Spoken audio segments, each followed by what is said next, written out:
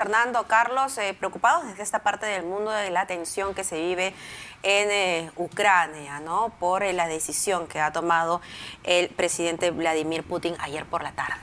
Así es, sí, que hay una consecuencia económica desde ya, el alza del precio del barril de petróleo en el mercado internacional que ha vuelto a superar los $100, lo cual tendrá lamentablemente repercusiones sobre los precios de los carburantes en el Perú. Carlos Villarreal, buenos días. ¿Qué tal, Fernando? Buenos días. Mabel, buenos días, amigos de RPP. Esta semana será importante, Fernando, Mabel, porque debe ya tomarse una decisión en la subcomisión de acusaciones sobre la admisión o no de una denuncia que hay contra el presidente de la República. Recordamos esta denuncia presentada por ciudadanos, Lourdes Flores, entre otros, por infracción a la Constitución, cuando el presidente se refirió al tema de la posible salida al mar de Bolivia. Entonces, eso se va a decidir en cuanto a admisión. Ya vendría todo el proceso, ¿no? En la comisión permanente y el tiempo establecido para la investigación respectiva.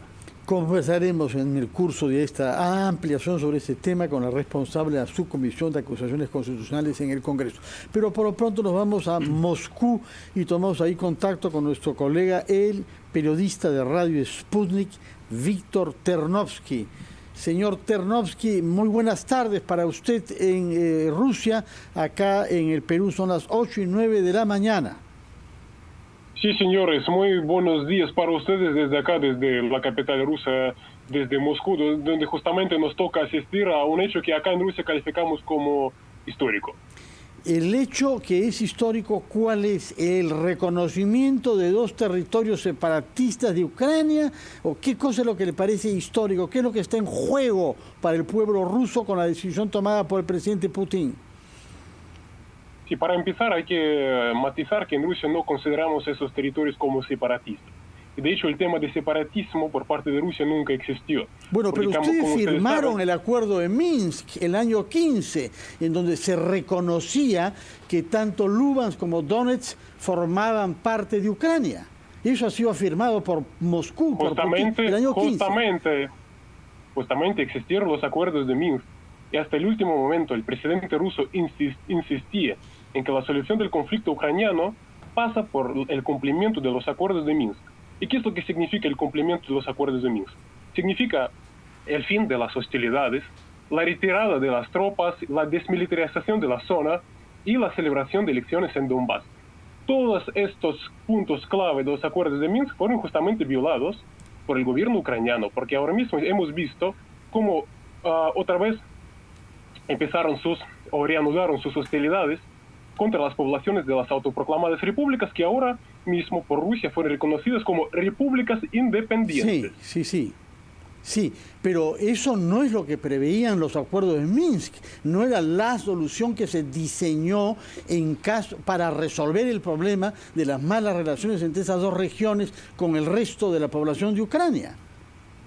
Justamente, los acuerdos de Minsk, justamente lo que no preveían son justamente la ofensiva militar de Kiev contra las autoproclamadas repúblicas. Justamente Kiev estaba bombardeando, atacando, matando a la gente. Entonces la voz de Rusia y la voz de quienes llamaban al cumplimiento de los acuerdos de Minsk justamente no se escuchaba. Entonces no fue Rusia quien echó abajo ese acuerdo, justamente fue el gobierno de Kiev quien lo ha hecho, es responsable de que esos acuerdos resulta que fracasaron. Y justamente ante el incumplimiento de los acuerdos de Minsk, y los acuerdos de Minsk, ¿qué es lo que persiguen entre los objetivos? Proteger a la población. Entonces Rusia dice, si no funcionan los acuerdos de Minsk para proteger a la población, entonces nosotros vamos a proteger a la población de Donbass, donde, yo les voy a recordar, hay 800.000 rusos viviendo allá. 800.000 rusos, ¿y cuántos en total en Ucrania? Rusos y rusoparlantes, ¿no? Bien, entonces hay que entender que Ucrania históricamente fue parte del imperio, de lo que era el imperio ruso. De hecho, acá nosotros seguimos calificando este país como país hermano, ¿no? Entonces el idioma ruso ahí es como, siempre estaba como al nivel de ucraniano, ¿no? Y es interesante porque justamente un poco menos, un 30% dicen los estudios demográficos, ¿no? De rusohablantes. Puede ser, realmente esas estadísticas yo no las manejo. Lo que yo sí estoy muy al tanto es que el este de Ucrania es justamente la zona Sí. que es absolutamente, es como digamos el mismo espacio cultural con Rusia, el mismo idioma, vínculos de todo tipo, desde vínculos familiares hasta vínculos a nivel de producción, de industrias y todo eso. Luego viene el gobierno en el año 2014 que empieza a romper esos vínculos, algo que la gente ahí rechazó porque no votaron ese gobierno y además que necesitan esos vínculos con Rusia. Hay que entenderlo. Hay algo que ha llamado la atención mucho a la prensa occidental, que es la difusión de un diálogo del presidente Putin con autoridades del Estado, entre otras con el jefe de los servicios de inteligencia exterior. Este señor se pronuncia a favor de una intervención y una presencia de la Fuerza Armada rusa en esas dos regiones que usted no quiere llamar separatistas. Pero Putin dice no, eso no está en discusión. Lo que está en discusión es simplemente reconocer que son independientes. Y el señor cambia de opinión y se alinea con la actitud de Putin, dando la impresión de que el Estado ruso se concentra prácticamente en una persona, en el presidente Putin. Puede ser que es su impresión, porque tal y como hemos podido ver durante la reunión del Consejo de Seguridad ruso, ahí estaban presentes todos los responsables de las diferentes partes de lo que es el gobierno ruso, ¿no? Y todos expresaron su opinión. Sí puede parecerse cualquier cosa, pero hay que entender que el presidente ruso es el comandante supremo, es la persona que al final toma la decisión. Entonces él escuchó los argumentos y luego tomó la decisión, que era, como hemos podido ver, muy rápido. Entonces se celebra el Consejo de Seguridad y luego, unas horas después, Putin ya anuncia su decisión. Algo que en Rusia lo vemos como bastante positivo. ¿Por qué? Porque ya estamos hartos de que se está matando a la gente. Detrás de esas palabras separatistas, yo creo que estamos asistiendo realmente a un acto de deshumanización. Separatistas, ¿quiénes son separatistas? Esos niños que ahora mismo están huyendo a Rusia, por ejemplo. Dado este paso entonces importante que ha tomado el presidente Putin, le pregunto ¿qué maneras hay para poder llegar a un acuerdo? O sea, ¿qué cosas se debería negociar en los próximos días, en las próximas semanas, para que la tensión baje? Le pido, por favor, señor Ternovsky, que nos responda, porque en un par de minutos tenemos que hacer una pausa, escuchar nuestros anunciantes y continuamos con el diálogo.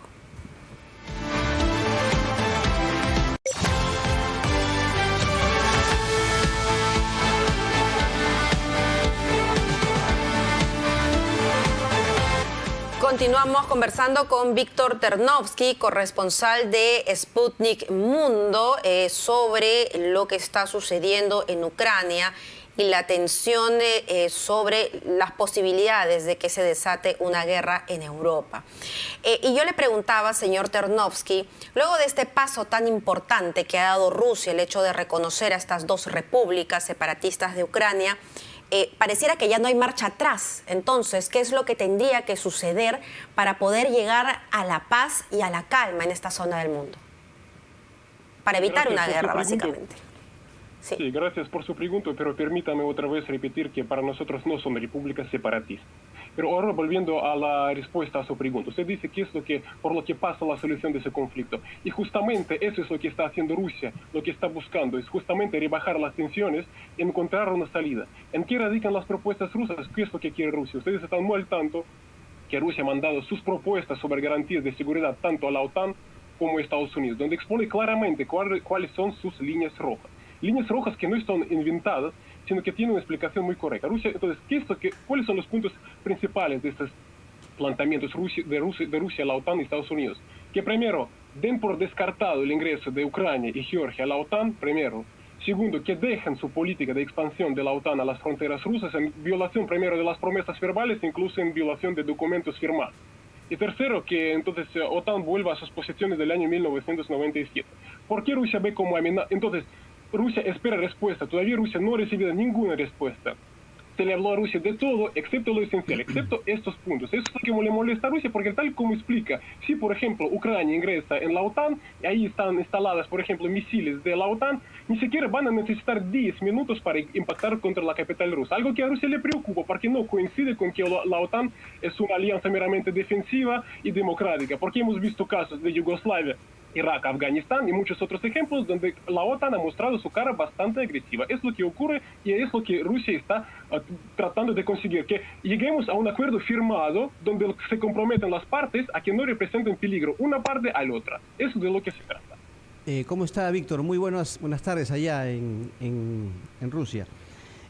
Tengo dos preguntas. En primer lugar, hay una declaración que ha hecho el ministro de Defensa de Polonia en el sentido de que se puede confirmar que las fuerzas rusas ya ingresaron a territorio de Ucrania.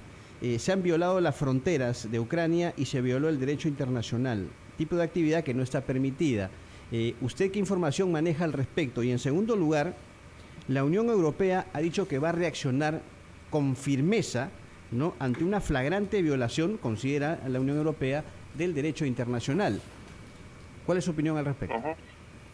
Sí, primero sobre las declaraciones del ministro polaco, quien habla sobre, digamos, la invasión rusa. ¿Sabe? Yo también recuerdo la invasión rusa anunciándola a todos los medios internacionales y también desde Estados Unidos, desde la Unión Europea, rusa, invasión inminente a Rusia, a Ucrania, la fecha 15 de febrero, 16 de febrero.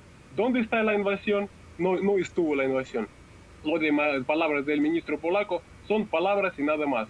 Es lo único que le puedo responder. Otra cosa es que Rusia, estas ahora mismo reconocidas por Rusia como independientes repúblicas, sí que firmaron acuerdos que comprenden también cooperación militar. Es decir, que Rusia se compromete a ayudarles militarmente en caso de que sean atacadas y su seguridad sea puesta en peligro. De eso sí podemos hablar. Y palabras del ministro polaco son las mismas que palabras de quienes hablamos sobre la invasión rusa en los días 15, 16 y ahora anuncian nuevas fechas, algo que realmente en Rusia nos da risa. Pero por otro lado, la situación es demasiado seria para dar risa. Y en el tema, pregunta que usted habla.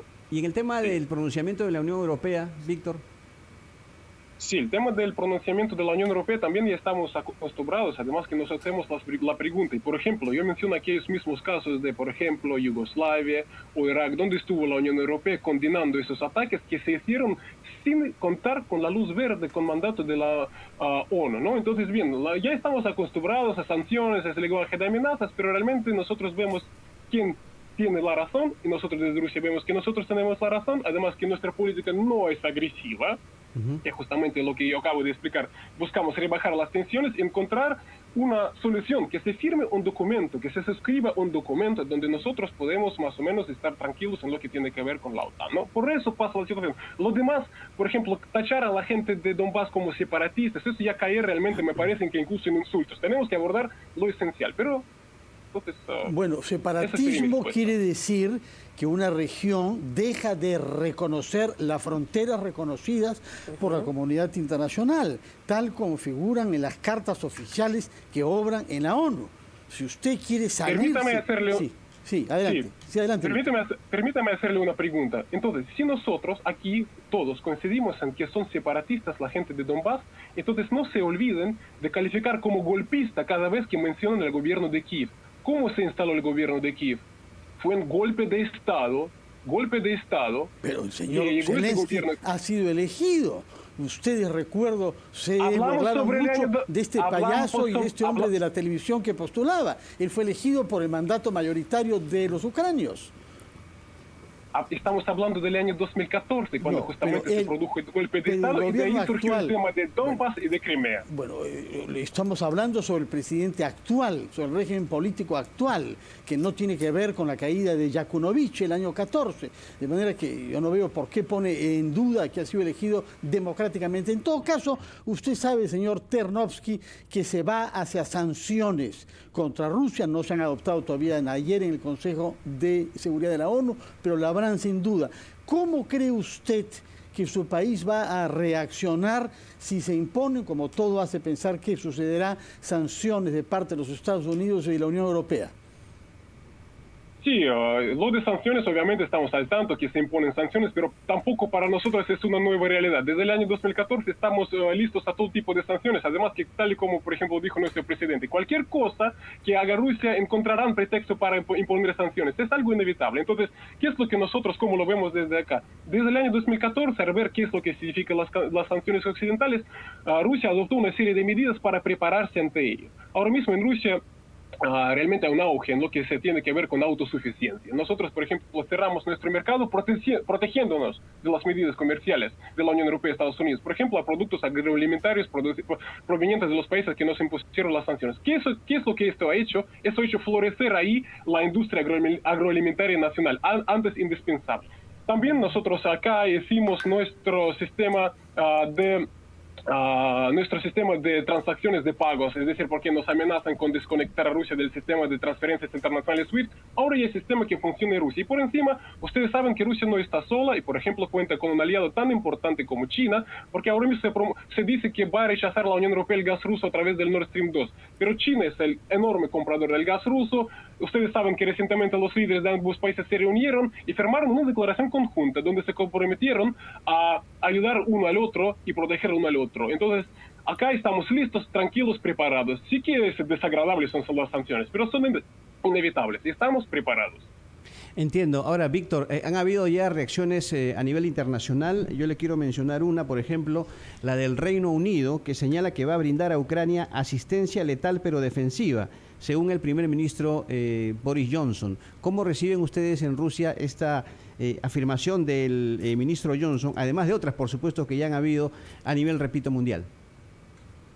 Sí, sabe, su pregunta es interesante porque usted habla sobre los suministros británicos de armas a Ucrania como si se tratase de una novedad, mientras que Estados Unidos y el Reino Unido durante mucho tiempo y justamente en los últimos meses intensificaron sus suministros de armamento al gobierno ucraniano, y justamente es ese armamento lo que ahora mismo está utilizando el gobierno o régimen o el gobierno golpista de Kiev contra la población de Donbass. Y además, justamente esos suministros los que afectaron el cumplimiento de los acuerdos de Minsk, porque comprende la desmilitarización, y lo que hemos visto es que ocurre justamente lo contrario. Así es lo que vemos desde Rusia. Sí, en las últimas horas también el presidente Zelensky ha informado que está evaluando romper relaciones diplomáticas con Rusia. ¿Cuáles serían las consecuencias de ello? ¿Cómo toma usted estas declaraciones? Yo creo que sería como, de nuevo, hay una frase que ustedes saben mejor que yo soy ruso, pero una frase tiro por la culata. Y es interesante la reacción de Rusia, que ha dicho que no quiere romper lazos con Ucrania porque sigue considerando a ese pueblo como hermano. Otra cosa, que está gobernado por una gente que parece que no está cumpliendo el deber de proteger los intereses nacionales, sino que parece que está cumpliendo los órdenes que se les está dando. De hecho, Zelensky lo que está haciendo cada vez, por ejemplo, lo que ocurre después del paso que ahora mismo estamos abordando, Putin reconociendo la independencia de esas repúblicas. ¿Qué es lo que ha hecho Zelensky? Zelensky ha llamado a Estados Unidos, ha llamado a todos los líderes internacionales para luego encontrar qué decir. Bien, entonces ese paso sería un nuevo tiro para la culata. Una cosa importante. Ustedes hablan sobre la agresión, sobre una Rusia mala, y ayer Putin ha expresado muy claramente que en realidad el verdadero amigo de Ucrania es Rusia, justamente, porque nuestro intercambio comercial anualmente, por ejemplo, era de 50.000 millones de dólares después de la independencia de Ucrania. A ese nivel no llegan las relaciones comerciales ahora de la Unión Europea con Ucrania. Además, Ucrania tenía toda una serie de preferencias económicas, compraba gas ruso prácticamente a regalado. Entonces, y ha ahorrado durante los tiempos de su independencia 250.000 millones de dólares gracias a las preferencias económicas de Rusia. Entonces, ¿quién es el enemigo de Ucrania ahora mismo? Además, pero Rusia actualmente reconoce que Ucrania es un país independiente, distinto que Rusia, que tiene una historia propia, porque lo ha puesto en duda Putin en su intervención de ayer, ¿no? Diciendo que era una fabricación de los occidentales ese país. No, Putin ayer se refería a los hechos históricos que realmente demuestran que Ucrania, en su configuración actual, realmente debe mucho a las autoridades soviéticas, que fueron los que realmente crearon Ucrania. Y Putin, ¿por qué lo mencionaba? Porque realmente es una situación ridícula que Ucrania entonces ha lanzado descomunización, mientras que tiene justamente, debe su territorio, debe todo su existencia justamente al comunismo, que le ha regalado esos enormes territorios. Incluso territorios se le regaló que no pertenecieran a Ucrania como parte de Polonia, y Polonia en su tiempo recibió parte de Alemania. Entonces eso es lo que Putin se refería a la política a esa política. Pero yo repito otra vez, porque el verdadero amigo de Ucrania es Rusia. Y es interesante porque esas armas que estamos abordando no se regalan a Ucrania. Ucrania está comprando esas armas a deudas occidentales. Sí, Ahora mismo sí, la sí deuda sabemos pública de Ucrania ha rompido la todos los amistad, récords. la Todos amistad, los como récords. usted sabe, tiene que ser de ambas partes. Habría que saber si la población ucrania percibe verdaderamente a Rusia Exactamente, como un país amigo. exactamente. En todo caso, muchas gracias, señor Víctor Ternovsky, por atendernos desde Moscú, por darnos una información desde su país y contestar con toda libertad a las preguntas que le hemos formulado. Muchas gracias. Lo que podemos desear de esta parte del mundo es que la paz prevalezca y que las poblaciones civiles no se vean perjudicadas por las decisiones de los políticos. Muchas gracias por su colaboración y muy buenas tardes para usted y sus compatriotas.